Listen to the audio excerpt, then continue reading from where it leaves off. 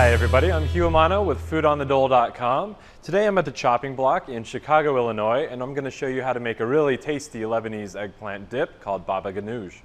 Very simply, I've roasted 2 eggplants at about 425 degrees for roughly 30 minutes until they're really nice, withered, and soft. You could also put these on a hot grill until they reach the same state. I have a little bit of garlic as well, some tahini, which is just ground up sesame seeds, and then lemon juice as well. So what I'm going to do is peel off the skin of these eggplant. This is going to be messy, but don't worry about it too much.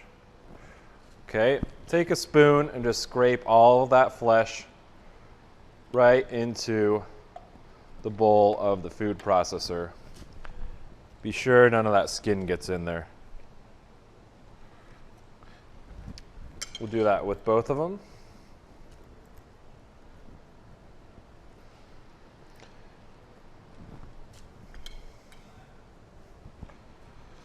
Alrighty, so flesh of 2 rather large eggplant.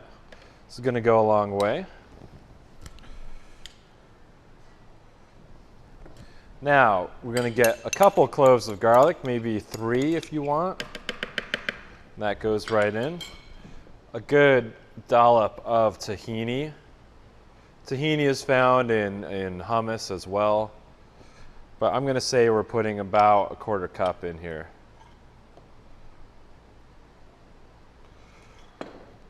And let's put the juice of about 1½ lemons. These are small lemons, so if you have larger ones, hold back a little bit.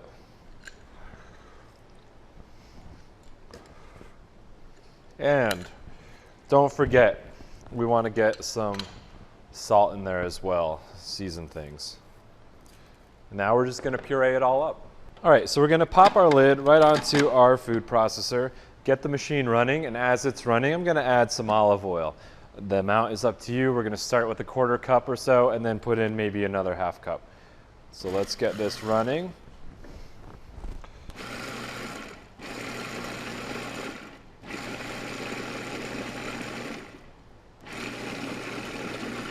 And we've got probably 1/4 to 1/3 of a cup of olive oil in there.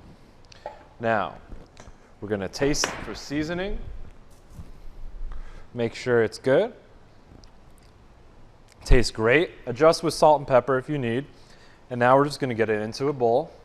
Now we're all pureed, seasoned up. We're just going to get it right into a little serving dish. Every last bit. And if you'd like, you can drizzle just a little bit of olive oil right on top and maybe garnish it with some fresh parsley leaves. And there you have it, a really nice baba ganoush or Lebanese eggplant dip. Again, I'm Hugh Amano with foodonthedole.com.